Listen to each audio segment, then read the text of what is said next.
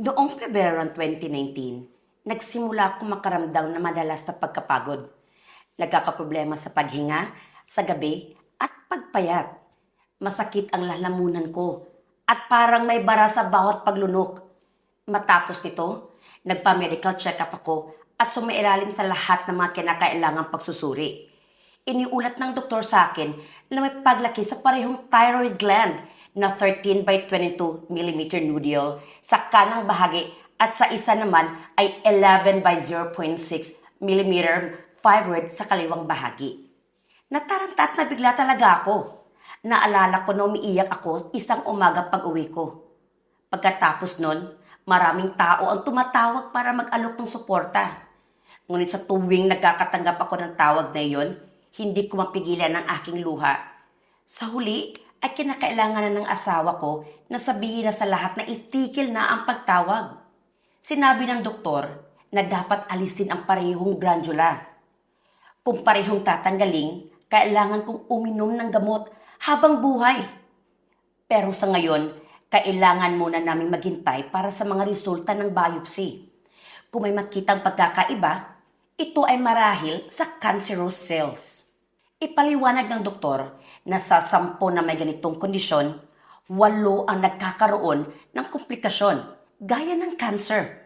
Napakaswerte ko dahil walang makitang cancerous cells sa biopsy. Ang mga bukol ko ay hindi naman malubha, kaya ako ay nangangailangan ng operasyon para tanggalin ang parehong thyroid glands. Takot talaga ako sa operasyon. Kung parehong tatanggalin, aasa ako sa habang buhay na gamutan. Para kang nawala ng 2 kamay. Ang buhay na magitong kondisyon ay mahirap. Hindi dahil sa sakit, kailangan o pagod, patuloy na pakikibaka ito sa pagitan ng pagnanais na mabuhay at pagtitiis. Dahil wala namang nahanap na cancer cells, pinili kong huwag sumailalim sa operasyon. Uminom ako ng iba't ibang gamot, pero sa huli, gumaling ako dahil sa aking pagtsatsaga at sa pag-inom ng thyroid AB. Ang ibang gamot ay wala namang epekto. Pagkatapos inumin, para kang lalagnatin sa init. Pero sa thyroid AB, napansin ko na gumanda ang pakiramdam ko. Walang side effects at mas lumakas ang katawan ko. Maraming tao ang napupuri dito online, pati mga doktor at mga eksperto.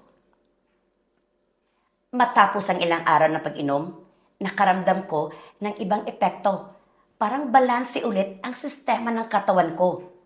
Pagkatapos ang 2 kahon, nawala na ang kirot at pananakit ng lalamunan. Kaya napapanatili ko ang pag-inom ng thyroid AB. At sinusunod ang mga tagubilin sa loob lamang ng 3 buwan. Kumaling ako ng tuluyan. Nawala ang mga bukol ko at pumunta ako sa 2 check-up sa magkaibang lugar at sinabi ng mga doktor na normal na ang thyroid ko. Walang mga bukol at kahit anong kakaibang bagay. Hindi ko alam kung bakit epektibo ang thyroid AB. At abot kaya pa. Noon, napakarami kong ginastos sa mga hindi epektibong gamot. Pero ang thyroid AB, gumagana talaga. Abot kaya pa at napakagaling pa dahil mayroon silang direktang konsultasyon sa mga pamamagitan ng telepono.